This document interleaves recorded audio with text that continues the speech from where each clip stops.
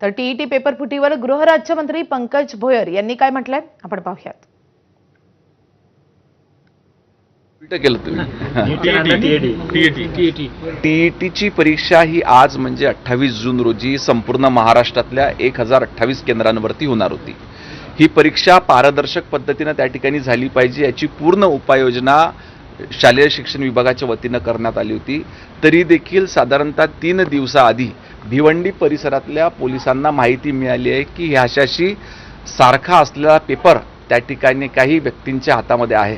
Police प्रशासनानं तात्काळ याची दखल घेतली आणि त्या ठिकाणी जे 3 इसम ह्या पद्धतीचं काम करण्याचा प्रयत्न करत होते त्यांना अटक देखील करण्यात आलेली आहे.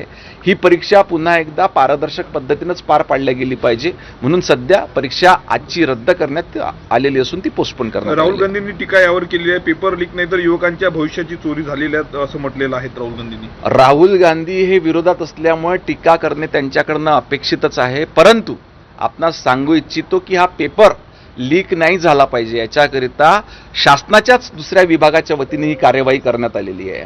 हा पेपर तिसऱ्या व्यक्तीजवळ कोणाजवळ शासनानेच ही त्या ठिकाणी खबरदारी घेतलेली आहे की हा पेपर त्या ठिकाणी लीक होऊ नये किंवा चुकीच्या पद्धतीनं ही परीक्षा त्या ठिकाणी होऊ नये, पारदर्शक पद्धतीनंच झाली पाहिजे याच्याकरता शासनाने देखील त्या ठिकाणी भूमिका घेतली. 28 तारखेची परीक्षा त्या ठिकाणी पोस्टपोन करण्यात आलेली आहे. उद्धव ठाकरे विदर्भाच्या दौऱ्यावर होते.